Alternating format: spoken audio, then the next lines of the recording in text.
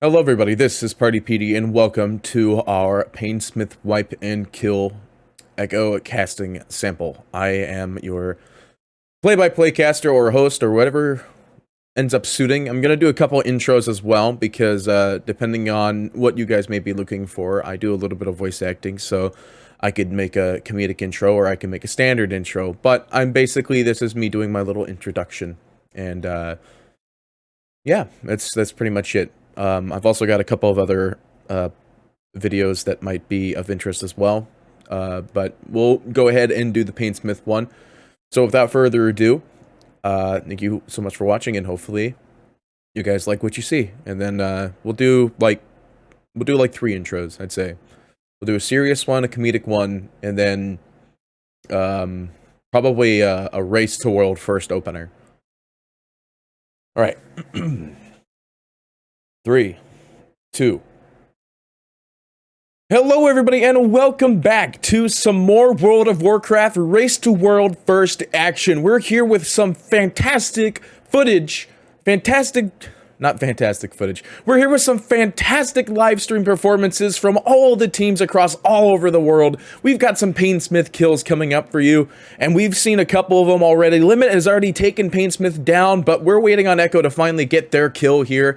And we've also got a couple of other kills coming up around the corner. We've got Pieces working on their kill right now. They got Painsmith down to 13%, but wiped at the last second of the at the last phase there. And then we also have a Painsmith 7% wipe out from... Oh my gosh, I can't remember other guild names. Pieces, Echo, Limit, Method. I could use Method. We got a 7% wipeout from Method as well. They're getting very close, but I'm pretty sure Echo have it today. Alright, so there's your serious one. 3, 2. Hello everybody and welcome back to some more World of Warcraft action, and I'm your play-by-play caster and host, Petee. A little bit of voice changing for you today. We're here with some wonderful times with the Echo casting team and the Echo hosts. With me today, I have Dratnos, who for some reason is here, and I have Peekaboo. I don't know why Peekaboo is here. He doesn't interest me. Furthermore, we're here with some more Race to World First action, and hopefully you're here for some marvelous commentation. If you're not, then you're stuck here with us anyway. So sit back, relax, and enjoy the show. Alright, and then, I guess a serious one. 3, 2. Hello everybody, and welcome back to some more Race to World First action. I am your host, Petee, and with me, I have the whole entire cast of Echo, and their raid leader is with us today as well. Raid lead, what do you say about all of your fancy friends here absolutely dominating the 9-2 race and getting ready for all of the possible things coming up? We saw the economic change happen for a lot of stuff in 9-1. We saw your guys' overall guild bill, and I must say, as a person who is a mythic crafter myself for a mythic progression guild, that is quite a lot of gold, and I don't think I've ever seen that much gold in my life in any way, shape, or form. But you guys managed to pull it off, and it's absolutely fantastic, and the performance that I saw out from your guys' team in 9-1 is absolutely and positively insane, and I cannot wait to see what you guys do in 9-2. But what are you doing to prepare for 9-2? But that's not also what we're here about. Today, we've got some Painsmith overall progression here. I wanted to highlight this one in particular because in this kill in particular, you ended up doing a unique strat that most people didn't end up doing. One of which people were ending up baiting usually. When they bait the ads, they baited it usually into the middle. But I saw that you guys were baiting it onto the right side, which a lot of people started doing afterwards as soon as you started getting to that phase. So what are your thoughts on that? Alright, and that's, I guess, the serious intro with like follow-up questions. So I'm willing to do interviews like that if I need to as well. I would love to interview Echo's raid leads and guild leads, but let's go ahead and get into the cast. 3, 2. Alright, so here we have our Painsmith here we have a good Painsmith engagement here. Echo has been working very hard. They've gotten him down to like 15%, 13%, 10%, and now we're back here after their 8% wipe. And it looks like we're going to be still running our very common tank build as 2 high mobility tanks. You've got your Paladin and your Monk. And then immediately you just say bursting down right off the get-go. I love this so much because you could look at the damage done here in the bottom right. Look at how many Warlocks and look at how many Druids they have running on this one. This isn't even like a high AoE fight, but you know, all the Druids are padding completely on the fact that there's like 6 orbs you could hit. So that's all that Starstorm pad right there and Convoke openers. They could have been running Vent there at the time too, but most of the time we've been seeing that one. We also see Justin getting up there pretty good as well, and with all the damage evasion as well. And here's that high mobility we're talking about here.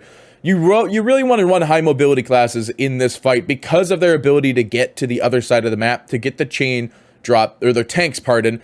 You want to run high mobility regardless of who you're actually running overall. So they're doing pretty well so far. It's a very clean opener. No hero needed, but the Cheat Death Trinket, I believe, was already used on Mirrors. As you see, he has a 3-minute cooldown on the Cheat Death, which is not ideal. I believe he might have actually eaten an orb, which might have caused that issue there. So it's not going to be great to not have that Cheat Death very early here, but I believe he's going to be scripting this Cheat Death around being able to go through the chains reliably every time. And by the chains, I mean the spiked balls, like these guys right over here. I know monks do have a couple of immunities they're able to do, but at the same time, it's still a very scary thing to do. Another very scary thing to do is be a Demon Hunter and press I-Beam on this fight. You only got 1 Demon Hunter here today, though, but it's still a very scary thing. A lot of people are very scared of, like, the fact that you have to walk backwards as a melee. Nobody likes backwalking. That's not exactly a fun thing to do. Already making it past the first push very reliably, putting him up there at 66%. So now we get the very, not really slow part, but it's just the chains go a little bit faster than heroic and normal. In fact, normal, I tried a little bit on normal just to compare the difference between the mythic and the normal spike speed, and my goodness, it is absolutely insane. But you do have to be very careful in this very opening stage. There's a lot of flames that'll bait you in a very precarious spot. Like right there, you do see that Synex is actually going to get hit in the back lines there and will fall. There will be a B-res available for him and likely will be used to do as such. You do see the Paladins using a Blessing of Protection here as well. Most of the Paladins like to end up using Bop here to negate a lot of this phase 1 damage, as they'll have Divine Shield for the second phase and Bop for this primary phase. This is what scares me most of the part, is that this is what I was talking about before the draft, is that Echo like to bait it actually on the right side for their first pull, and their second pull they're likely to bait it in the middle. But they do have multiple Warlocks. They have multiple gates to more or less account for the fact on where they want to go with this. And it looks like already we do have to jump back out here. This is that high mobility I was talking about. You just see the high mobility classes just going absolute ham here. And you love to see it too. Now, this is a little scary here. You don't really want to get that close to your off tank as you have a chain there, but they played it very well. They still kept a little bit of extra room as much as humanly possible. And then yet again, Paladin taking it out, high mobility class. They drop the barrier. It's a very well-timed barrier because you're going to get at least 3 seconds of barrier here too, to work off of you detonating the bombs here. It looks like they actually get almost a full barrier from this, which is very nice.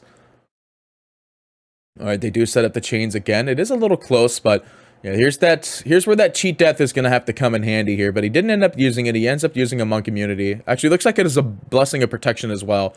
It's a good call for the Bop. He would have died 100% otherwise. That's why you like running a Paladin every now and again. I mean, you're running 4 Paladins here too, so you've definitely got the will and the no power to do that. Orbs go down, and it looks like they died immediately there, I believe, to a percentage push of some sort. I can't remember what exactly happened there. Looks like they drop another barrier. Very good barrier as well. You want to be using a lot of defensives on these mine detonations, especially since it's like, most of these times these detonations are in an extremely precarious spot. Yeah, the high mobility coming out from this team is absolutely incredible. Like, mobility is very important in a fight like this. Huge mechanics, everything in between, and it looks like, yep, just gonna gate over there. Good thing about the Monk there, just having that, again, mobility. It's all about mobility. Painsmith fight was very mobility-based, and still is very mobility-based. Looks like putting everything in the mid here. They want to at least get some decent spike rotations out, so that way when this phase comes through, there's not going to be very much overlap. They are grouping very well. They weren't really grouping too well at the very beginning, but that is also because it's just a very scary spot. Like, you see it here. Like, that grouping is very hard to manage. You already see that it looks like another Paladin might have died here. It looks like it was one of the H-Pals.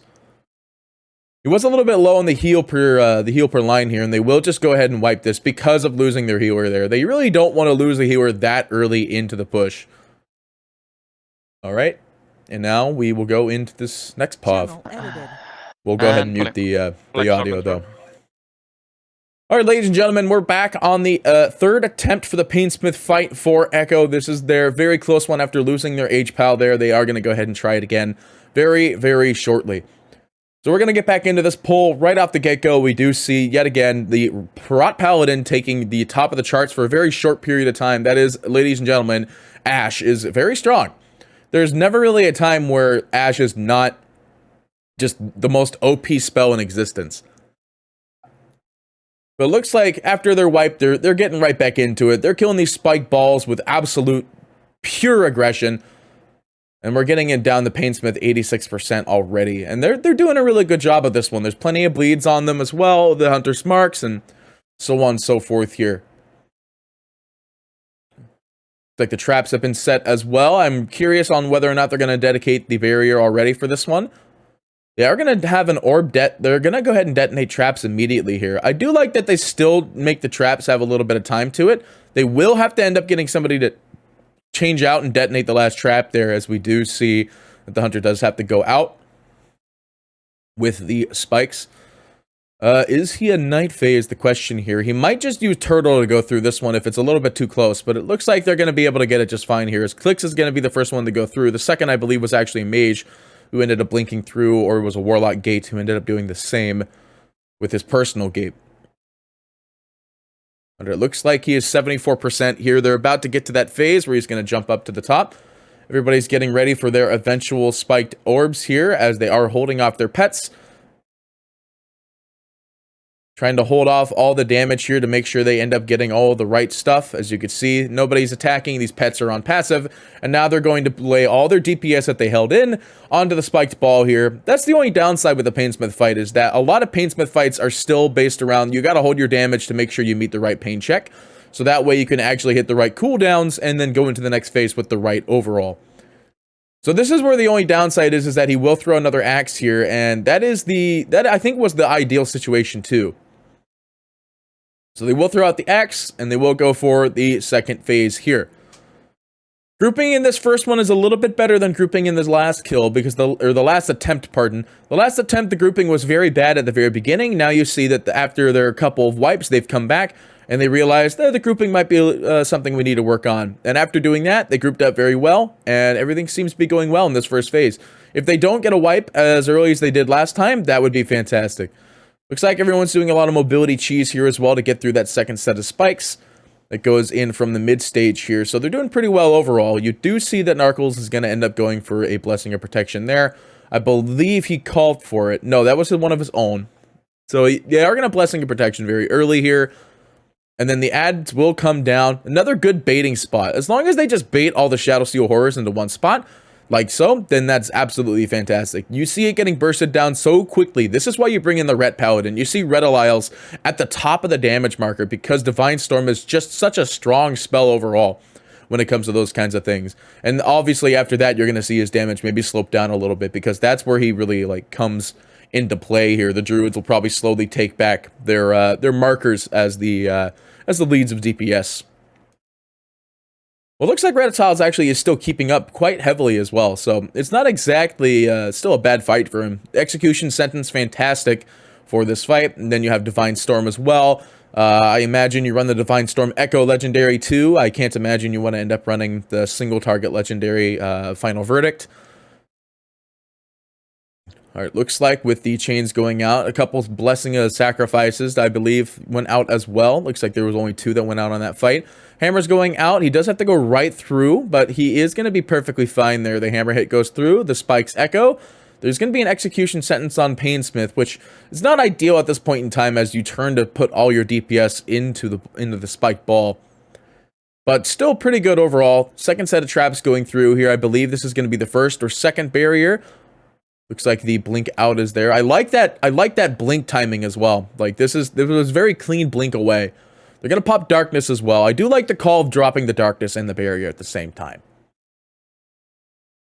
Because it's very scary to end up sitting in that barrier, because, like, sure, you got barrier, but you also want to make sure that your barrier has the ability to have everybody saved in there. Alright, spikes going through, very well timed as well. Nobody was really hit by that one. Everyone's HP is looking very well too, and the mana as well, very balanced. Spikes coming through, everyone's playing it perfectly. Again, if you get hit by these spikes in Mythic, by the way, it's not like Heroic or it's not like normal. If you get hit by the spikes in Mythic, you're dead. Everything is a one-shot mechanic in this. Now, the only reason that it wouldn't be a one-shot mechanic is if you are a Paladin and you use Divine Shield or Blessing of Protection. I don't remember if the Hunter one works or not. I've seen people use the Hunter one on spikes. Don't know if it works on balls. Looks like an early accidental gate here by one of the Warlocks as well. But I believe he's a Gnome Warlock. Or not a Gnome. He is a Goblin Warlock, so I think they have that Goblin jump that he'll be able to use to help assist on the bait here. Now, this is where they want to use the mobility if they have it. Any blessings, divines. Yeah, you see a lot of bubbles going out here on this fight because that's the one chain that's very hard to get to. So that's the big immunity chain. Like, almost everybody uses an immunity on that one, or if you're a Night Fae, you can blink through the set of chains if you time it right. And then here's the big frontal bait that most people end up doing, but usually reverse. You see some people baiting it in the back, but you see that Echo is going to bait it up in the front here. And now they're doing an excellent job. They drop the hero immediately as soon as Painsmith hits the floor. They see that these ads are going down very quickly with all this AoE damage. And now they're going to go into this last little push of the fight here. 34%, very clean, no deaths. All reses still available. They really need to. Now, the only downside of this fight is that once you get down to this third phase, even in Mythic, it just chunks HP consistently. And there's so many mechanics you still have to pay attention to. There's still spike balls that go through. There's still the spikes that come through on the roll. And then, of course, there's still the traps. You're going to put the traps in the corner, and then the spikes are going to go through. This is the scary part. If you misplace these traps, that spike will detonate it. But you are going to have to throw down another barrier here. Very 20%. They're doing very well here. Again, still all res is available. Pops are going to go through. Another set of chains are going to be thrown out, which are going to go to their respective locations. Usually come phase 3, you don't really have to end up putting everything on the spots you usually go to. But it looks like they're going to try their best to get the pull here. The immunity is going to be dedicated, as you already see that he is going to run through this one. That's what I was talking about. A lot of people like to use their immunities to get through very precarious situations like that. And it's a very good call, too, because chains do a lot of damage, and you don't really want to die from that at this point in the stage. I say that. We do have Greenlord. He is going to go. He is down there. I don't know where he is on the DPS chart, not top 9. They are going to dedicate more mines. Thank God that there's actually a delay behind the mines, because you're able to get into the shield quick enough if you don't have them already. Second set of chains. Third set of chains will go through. Spike balls instance number 3. Again, they're doing pretty good. Almost everybody is still alive here. Their damage is very well sustained. The druids are a little bit lower than I anticipated, but it seems like they're still really accounting for that overall. 9% left on Painsmith. It's a very clean kill. This is about the point in time where they wiped on their last kill, so maybe they'll be able to get past this one. Again, they have all reses available. They're holding all reses for their tanks because of these scythes that deal immense damage come the later stages of the game. They will drop and dedicate some mines. Very precarious locations for these ones. They're kind of just trying to get the kill. The spikes are coming in. This is the enraged timer. They've got plenty of time, though. There's 6% left, 2%. The spikes are going in. Are they going to be able to get it? 1% left. There's 3 seconds left in this kill. There's one more set of spikes. They get the kill. Painsmith will fall, and Echo will be the third to claim the Painsmith kill. And are we going to see the elusive fist weapon that never drops? Is anyone going to get the elusive fist weapon? They do end up getting a miniature breaking wheel, which is actually really good. Critical haste, a very important stat, actually, even for hunters. I imagine they can't roll it off, but still, they got the kill. Ignore all of that YouTube thing right here. Whoops. And that, ladies and gentlemen, is the Painsmith Castover with a couple of intros in there.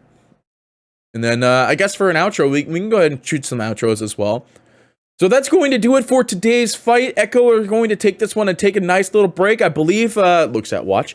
I believe they have a little bit of lunch at the moment. They're going to go and enjoy their lunch, and then we're going to go do that as well. So if you enjoyed it, make sure you stay tuned, stay subbed, come back, watch it again, because we're not going to go that far. We're going to throw up a couple of ads and some little Twitch advertisements, as well as maybe a skit or two that we might have recorded in the studio. So don't go far. More World of Warcraft Race to World First Action coming up right around the corner. Coming up right around the corner. Yeah. Because usually I say this is Party Petee signing off when I do my own videos. But obviously I'm not going to do that. So usually it's like, don't go far. More World of Warcraft Race to World First Action coming up right around the corner.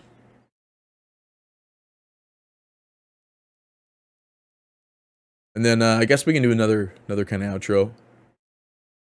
I guess another outro would be like, let's get the raid lead in immediately for an interview.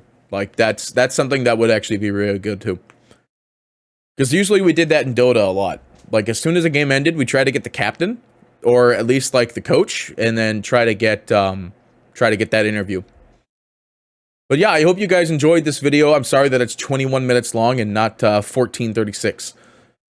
So thank you so much for watching, guys, and I'll see you next time for some more World of Warcraft action and World of Warcraft casting. This is Party Petee, signing off.